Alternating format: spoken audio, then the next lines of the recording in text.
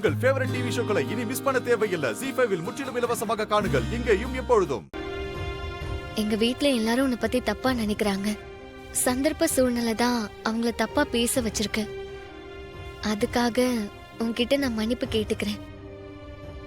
எனக்கு தெரியும், அவங்க பேசினது எனக்கு மனசு கஷ்டமா இருந்தாலும் நீ அதை என்ன முழுசா நம்புறிய. எனக்கு அது போதும்.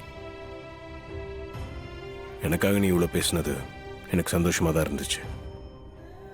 கூடிய சீக்கிரம் தப்பு செஞ்சது யாருன்னு கண்டுபிடிச்சு எல்லாரும் முன்னாடி கொண்டு வந்து நிறுத்துறேன். அப்போ என்னை பத்தி எல்லாரும் புரிஞ்சுப்பாங்க. நீ ப்ரூவ் பண்ணுவேன்னு எனக்கு நம்பிக்கை இருக்கு.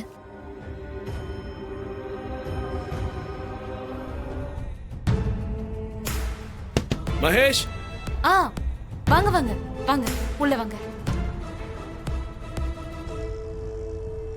வாங்க உட்காருங்க. இருக்கட்டும்.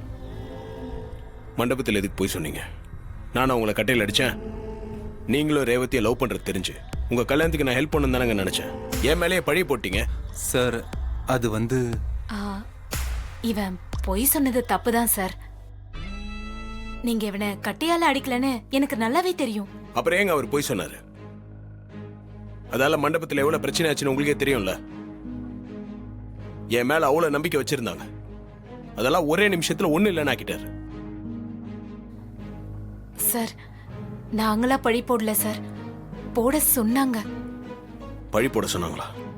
யாரு? அந்த சிவனாண்டி தான் எங்களை இப்படி சொல்ல சொன்னாரு சார். சிவனாண்டியா? அந்த ஆளு எதுக்கு அப்படி சொல்ல சொன்னா? ஆமா சார், அந்த ஆளுக்கு உங்க மேல நிறைய வெறுப்பு இருக்குன்னு நினைக்கிறேன். அதான் எங்களை கூப்பிட்டு மிரட்டி நீங்க தான் கட்டையில அடிச்சதா சொல்ல சொன்னாரு.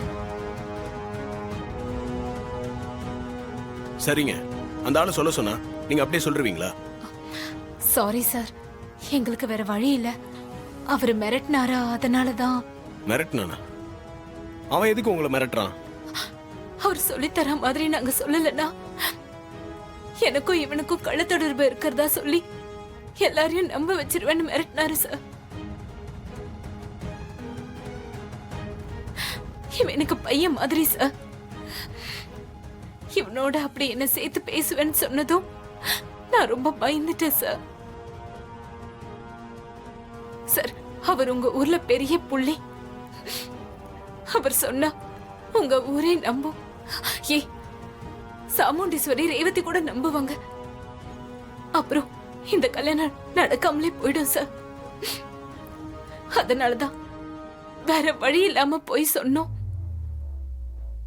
ஆமா சார், நாங்க மான மரியாதைக்கு கட்டுப்பட்டு வாழ்றவங்க. எங்க மேல இப்படி ஒரு பைசலு வந்தா அதை கேட்டுக்கிட்டு நாங்க எப்படி சார் உயிர் வாழ முடியும்? அதான் மனசை கல்லாக்கிக்கிட்டு நீங்க தான் கட்டையால் அடிச்சிங்கன்னு போய் சொன்னேன். ஃபங்க்ஷன் முடிஞ்சதுக்கு அப்புறம் உங்ககிட்ட இந்த உண்மையெல்லாம் நாங்க சொல்லலாம் தான் இருந்தோம். அதுக்குள்ள நீங்களே வந்துட்டீங்க. தெரிஞ்சே நாங்க செஞ்ச தப்ப நீங்க தான் சார் பெரிய மனசோட எங்களை மன்னிக்கணும். ஆமா சார், இந்த கல்யாணம் நடக்க நீங்களும் ரொம்ப உதவியா இருக்கீங்க. உங்களையே குற்றவாளி ஆக்குனத எங்களுக்கும் கில்ட்டியா தான் இருக்கு. எங்களை மன்னிச்சிருங்க சார். பரவாயில்லைங்க. நீங்க ஏன் போய் சொன்னீங்கன்னு ஒரு குழப்பமா இருந்துச்சு. இப்பதான் அது ஏன் புரியுது. அந்த சிவனாண்டி என் மேல இருக்கிற கோவத்தை உங்களை வச்சு தீர்த்துக்க பார்த்திருக்கான். சார், ஒரு சின்ன விஷயம். என்ன?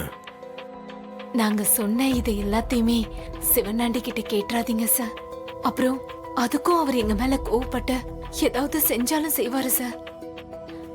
அவரை எதிர்த்து நிக்கிற அளவுக்கு எங்களுக்கு திராணி இல்ல சார். ப்ளீஸ் சார், அவர்கிட்ட எதுவும் கேட்றாதீங்க.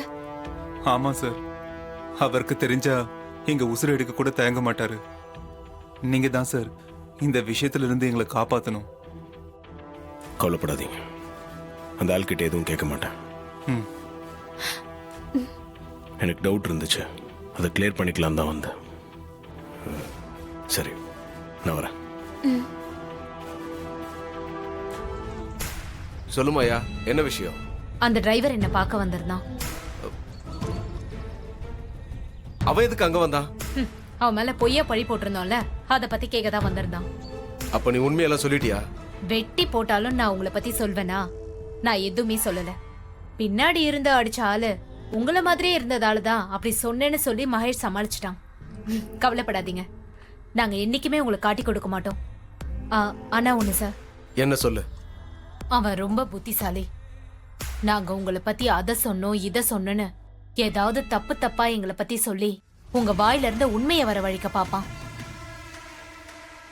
நீங்க தான் அவன்கிட்ட ரொம்ப ஜாக்கிரதையா இருக்கணும். இல்லனா அவன் நம்ம எல்லாரையும் முட்டாளாக்கிடுவான். மாயா, அவனை பத்தி எனக்கு நல்லா தெரியும். அவன் பாச்சா என்கிட்ட பலிக்காது. நீ கவலைப்படாத. அவன் வந்தா எப்படி ஹேண்டில் பண்ணணும்னு எனக்கு தெரியும். இது போதும் சார். நீங்க எப்பவுமே எங்களை நம்பினா நாங்க உங்களுக்கு விசுவாசமா இருப்போம். விசுவாசத்தை பேச்சுல மட்டும் காட்டாத, செயல்லையும் காட்டு. அதான் முக்கியம். சரிங்க சார். ஆனா இப்ப இந்த சந்தர்ப்பத்துல நான் யோசிச்ச வரைக்கும் என் மூளை என்ன சொல்லுதுன்னா, இதுக்கு பின்னாடி அந்த சிவனாண்டியோட கேங் தான் இருக்குன்னு என் மனசு பச்சு சொல்லுதுப்பா. ஆமே கரெக்ட்? இல்ல, சிவனாண்டி மட்டும் இல்ல, இதுல வேற ஒருத்தவங்களும் இன்வால்வ் ஆயிருக்காங்க. வேற ஒருத்தவங்களா? யாருப்பா? யாருன்னு தெரியல, ஆனா அது ஒரு லேடின்னு மட்டும் தெரிஞ்சிருச்சு. லேடியா? இந்த சதியில ஒரு லேடி இன்வால்வ் ஆயிருக்காளா? ஏப்பா, இன்வெஸ்டிகேட் பண்ணா திடுக்கிடும் தகவல்கள் ஏற்கப்பட்டது கிடைக்கும் போல இருக்கே. ஆமா, லேடிஸ் தான் இன்வால்வ் ஆயிருக்காங்கன்னு நீ டவுட் பண்ற அளவுக்கு இதுல என்னாச்சு?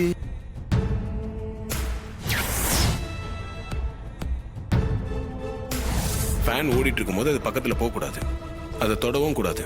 நீ எதுக்கு அதை போய் தொட்ட? நான் பாட்டுக்கே தனியா நின்னு போன்ல கேம் விளையாண்டுட்டு இருந்தேன். அப்போ ஒரு ஆன்ட்டி என் பக்கத்துல வந்து என் கையை பிடிச்சு ஃபேனுக்குள்ள வச்சு விட்டாங்க. உன் கையை எடுத்து ஃபேன்ல வச்சாங்களே ஒரு பேட் ஆன்ட்டி. ஆமா அங்கிள். அந்த பேட் ஆன்ட்டி என்ன கலர் சாரி போட்டிருந்தாங்கன்னு நீ சொல்லணும். Uncle, purple colour sari. மண்டபத்தோட சிசிடிவி ஃபுட்டேஜஸ் கொஞ்சம் பார்க்கணும்.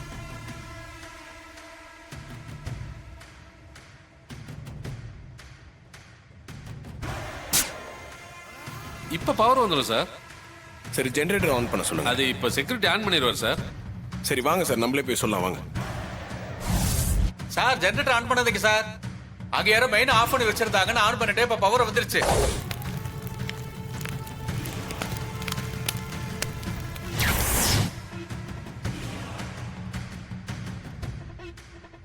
அந்த பர்பிள் சாரி கட்டியிருந்த லேடியை நான் தேடுறேன்னு தெரிஞ்சுக்கிட்டு அவங்க வேற சாரியை மாத்தி கட்டியிருக்காங்க. ஆடி பாவி. ஏன்பா, உன் கண்ணே பவர்ஃபுல்லான கண்ணு, அதுலயே ஒருத்தி விரல விட்டு ஆட்டுறானா அவ கண்டிப்பா ஒரு தில்லாலங்கடியா தான் இருப்பா. ஆமா, அந்த புடவை எங்க? தோ இதானா?